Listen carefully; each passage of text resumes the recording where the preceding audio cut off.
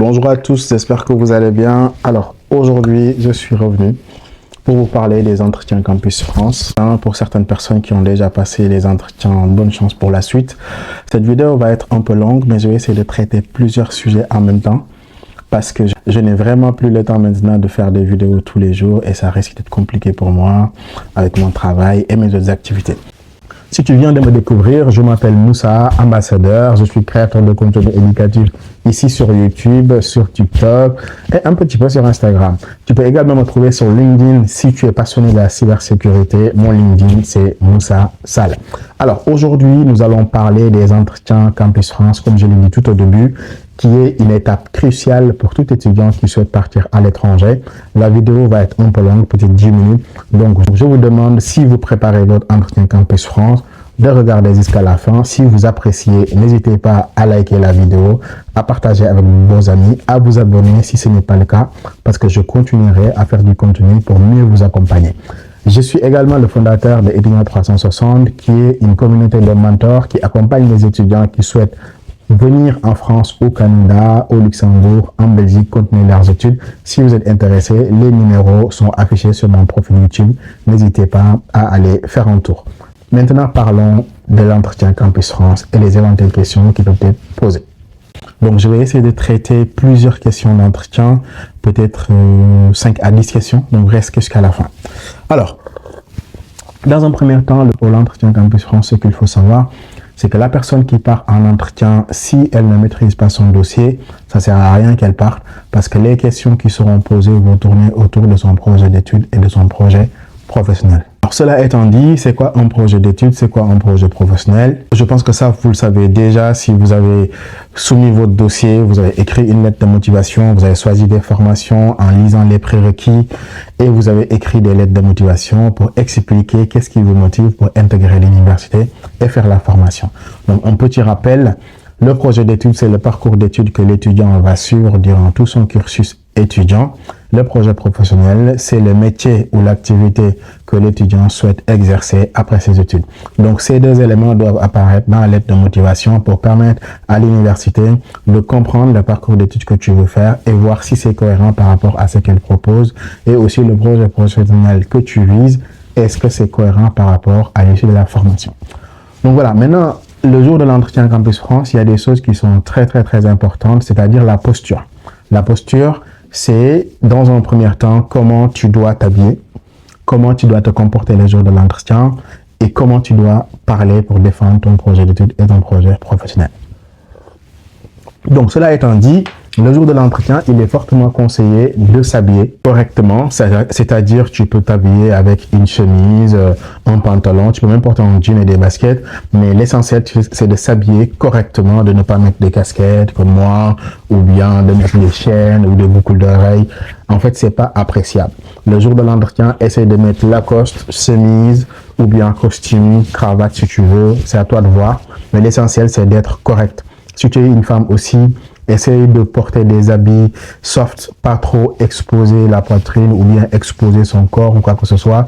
Essaye d'être le plus élégante possible le jour de l'entretien. Comme ça, la personne va se concentrer sur ton projet d'études et ton projet professionnel au lieu de passer du temps à regarder autre chose. Donc voilà, maintenant le jour de l'entretien, quand tu arrives chez Campus France, la première chose à faire, normalement il y a une personne devant qui aura une liste peut-être pour voir si ton nom apparaît. Ils vont te demander de présenter le rendez-vous.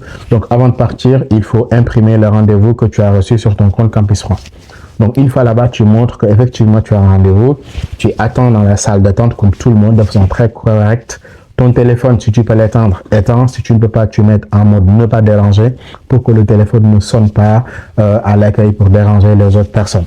Maintenant, quand ton tour arrive, normalement, une personne va t'appeler. Il va te dire, oui, madame ou monsieur X vient. Donc, tu vas rejoindre une salle. Donc, dès que tu arrives dans la salle, il ne faut pas prendre place sans qu'on te le donne. Ouvre la salle, bonjour, reste debout. Si on te dit prenez place, prends place.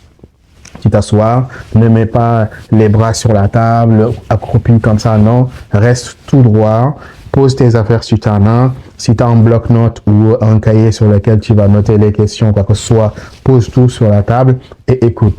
La personne va venir te dire Oui, bonjour monsieur ou bonjour madame, comment allez-vous? Si tu peux créer un peu d'ambiance, oui, ça va bien. Et vous, j'espère que vous allez bien. C'est pas trop difficile toute la journée avec le nombre de candidats qu'il faut interviewer.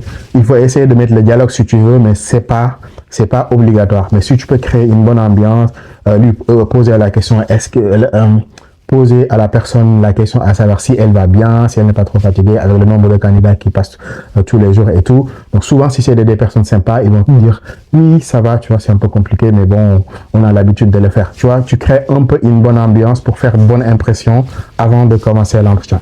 Maintenant, la personne va te dire, bon, on va enchaîner avec l'entretien, ça va durer peut-être 10 minutes, 15 minutes ou 30 minutes, selon ce que la personne va te dire. Alors, l'entretien va tourner autour de ton projet professionnel. Donc, je vais vous laisser vous présenter. Donc, l'entretien commence en ce moment-là, quand la personne vous demande de vous présenter. Donc, quand on vous demande de vous présenter, c'est très simple. On vous demande juste qui tu es, d'où vous venez, qu'est-ce que tu fais, qu'est-ce que tu souhaites faire. Et donc, ça, je l'ai expliqué dans d'autres vidéos. Donc, la question de la présentation est très simple. Tu peux tout simplement dire que je m'appelle Moussa, je suis étudiant en première année en licence en sciences économie et gestion à l'université Cheikh Anta Diop de Dakar. Voilà, j'ai 23 ans ou bien j'ai 22 ans, j'ai 18 ans, peu importe son âge. Aujourd'hui, je suis venu défendre mon projet professionnel pour intégrer une université en France et poursuivre mes études. La question de la présentation, je l'ai traitée dans une autre vidéo, vous pouvez aller regarder. Mais l'objectif, c'est de répondre correctement, dire qui tu es, comment tu t'appelles, quel âge tu as, qu'est-ce que tu veux faire, qu'est-ce que tu es en train de faire. C'est très simple. Donc souvent, la personne va répondre « merci beaucoup, c'est très clair ». Du coup, est-ce que tu peux m'expliquer tes motivations pour la France, pourquoi tu souhaites aller en France exactement? Ça aussi, je l'ai traité. Tu peux répondre en fonction de ce que tu as écrit dans ton lecteur de motivation. Je suis attiré par la France parce que ces universités sont des universités de qualité. Leurs diplômes sont reconnus au niveau international. Mais ce qui m'intéresse le plus, c'est mon projet d'études. En cherchant sur Internet, j'ai trouvé que des universités françaises proposent ces formations-là. Et moi, mon objectif, c'est d'arriver à mon projet professionnel qui est quelque chose. Bon, tu dis à mon projet professionnel, par exemple, qui est devenir ingénieur en informatique, par exemple. Et j'ai trouvé que plusieurs universités françaises proposent ces formations-là. Et je me suis dit, pourquoi pas tenter la France afin de réaliser mon projet d'études pour atteindre mon projet professionnel.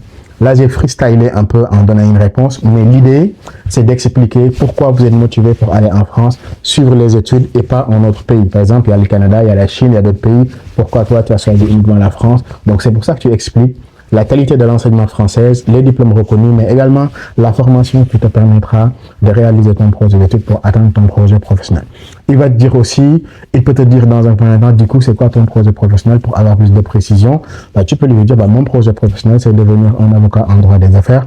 D'ailleurs, c'est pourquoi j'ai choisi de m'orienter vers le droit, de faire une licence en 3 ans, après me spécialiser à la 3e année en droit privé. Et plus tard, l'objectif, c'est d'intégrer un master en droit des affaires. Et à la fin de mon master, tenter le concours du barreau CRFPA pour intégrer l'école des avocats et plus tard devenir avocat en droit des affaires. Vous comprenez en tout cas l'idée. L'idée, c'est d'expliquer à la personne que voici mon projet d'études, voici mon projet professionnel, voici pourquoi je veux aller en France, continuer mes études. Donc, les autres questions peuvent tourner autour de est-ce que vous connaissez un petit peu le coût de la vie en France, etc. Tu peux lui dire que oui, tu t'es renseigné, tu sais qu'en France, le minimum par mois, c'est 615 € selon les villes. Après, durant l'année, si tu peux avoir un montant allant de 7 000 à 8 000 € ou 7 000 à 10 000 € selon les villes, tu peux arriver à subvenir à tes besoins. Tu peux lui dire que aussi la France offre des possibilités aux étudiants de travailler à temps partiel. Pourquoi pas, d'ici peut-être l'année prochaine, quand je serai bien intégré, pourquoi pas essayer de trouver un petit boulot étudiant pour alléger la charge à mes parents. En fait, c'est à toi de mettre l'ambiance dans l'entretien pour qu'il ne soit pas un interrogatoire, comme si c'était à la police, on te pose des questions. C'est à toi de répondre à tel point que la personne sera obligée de discuter avec toi au lieu de te poser des questions. Et donc, il peut te dire du coup, si jamais tu n'as pas d'acceptation en France, comment tu comptes faire? Tu dis, c'est pas grave si je n'ai pas d'acceptation en France. En tout cas, mon objectif, c'est de réaliser tel projet. Si je n'ai pas d'acceptation, peut-être je vais revoir les motifs pour lesquels les universités m'ont refusé. Je vais me préparer pour retenter ma licence l'année prochaine. Ou bien, je vais attendre la 3e année. Je termine ici ma licence au Sénégal, ou bien en Cameroun, en Côte d'Ivoire. Et à partir de la 3e année, je postule pour intégrer un master. Donc, vous voyez comment vous pouvez répondre afin que ça soit en échange et pas en interrogatoire comme si c'était la police. Ça veut dire que c'est à vous d'installer l'ambiance entre vous et la personne qui est en train de vous poser des questions. D'autres questions peuvent surgir. Pourquoi tu as choisi ce domaine? En fait, tout ça, ça tourne autour des motivations. Pourquoi tu as choisi ces villes en particulier? Quand on te pose ce genre de questions, l'idéal serait de dire que toi, tu cherches pas forcément à aller dans une ville en particulier. À moins que si tu connais des gens là-bas, par exemple, tu dis que Marseille, j'ai beaucoup d'amis avec qui j'étais à l'école qui sont à Marseille. C'est pour ça que j'ai choisi Marseille parce qu'ils m'ont donné de bons retours sur les universités et aussi mon intégration sera plus facile parce que mes amis sont à Marseille. Mais si ce n'est pas le cas, tu peux dire, bah, j'ai pas choisi forcément des villes. Pour moi, toutes les universités françaises se valent. L'enseignement en France, c'est un enseignement de bonne qualité. Peu importe la ville qui m'acceptera, j'irai. Mon objectif, c'est de réaliser mon projet d'études et mon projet professionnel. Vous voyez, vous avez plusieurs façons de répondre. Il n'y a pas une seule façon. Tout dépend du contexte dans lequel vous êtes. D'autres questions peuvent venir, mais c'est très rare, comme par exemple, connaissez-vous un petit peu l'histoire de la France et tout? Ça, moi, je vous conseille de vous renseigner parce que si vous voulez aller dans un pays, le minimum, c'est de connaître le pays. On peut aussi poser la question, par exemple, combien de temps va durer vos études, etc. Mais ça, c'est des informations que vous êtes censé savoir parce que si tu es en première année et que tu fais des études de médecine, les études ne durent pas 5 ans. Donc, ça dure minimum 7 à 8 ans. Donc, si tu comptes te spécialiser, ça peut durer jusqu'à 10 ans. Par contre, si tu fais des études de droit, ça peut durer aussi jusqu'à 10 ans si tu fais un doctorat. Bon, 7, 8 ans, 10 ans. Mais tout dépend de toi, ce que tu fais. Si toi, tu veux t'arrêter en master, généralement, ça dure 5 ans. Tu peux dire que mes études vont durer 5 ans parce que je vais faire une licence en 3 ans, plus un master en 2 ans, et après, je compte intégrer directement le milieu du travail. Si tu comptes faire le concours des avocats, donc il faut compter 7 ans d'études. Parce qu'après le master 5 ans, il faut 2 ans aussi pour aller à l'école du barreau, etc. Donc, si tu veux faire médecine, 7, 8 ans, 10 ans. Donc, c'est à toi de savoir quelle étude tu comptes faire. Si tu es en première année ou si tu es en master 1 ou en master 2 ou en licence, c'est à toi de me dire mes études vont durer X temps. Donc voilà, d'autres questions aussi peuvent venir, comme par exemple des questions très fatidiques qui portent sur le domaine. Ils peuvent se dire, pouvez-vous m'expliquer l'importance de la sociologie? Pouvez-vous m'expliquer l'importance de la philosophie? Pouvez-vous m'expliquer l'importance des mathématiques, l'importance de l'informatique, l'importance du droit? Donc toi qui comptes faire des études dans ce domaine, tu es censé savoir c'est quoi l'importance des études que tu es en train de faire. Ça, il faut vraiment le préparer. Bah, si tu fais du droit, tu peux dire que le droit, c'est un domaine qui est très intéressant dans la société. Ça permet de régir les relations humaines. Ça permet aussi de renforcer la justice. Ça permet de gérer les affaires entre les particuliers en cas de contentieux. Là, je freestyle un peu. Mais c'est à toi de savoir le domaine que tu as choisi. Quelle importance a ce domaine-là? Quel serait son impact après? L'informatique, c'est un domaine aujourd'hui qui est crucial dans tous les secteurs d'activité. Par exemple, les étudiants en informatique à la fin de leurs études peuvent devenir des ingénieurs à data scientists et participer à la performance des entreprises, mais également ils peuvent devenir des développeurs pour mettre en place des applications. Les géologues peuvent aussi participer à, je sais pas moi, à l'aménagement du territoire. Les philosophes peuvent aussi apporter une réflexion poussée. Enfin, tu vois, c'est à toi de savoir le domaine dans lequel tu es. C'est quoi son importance?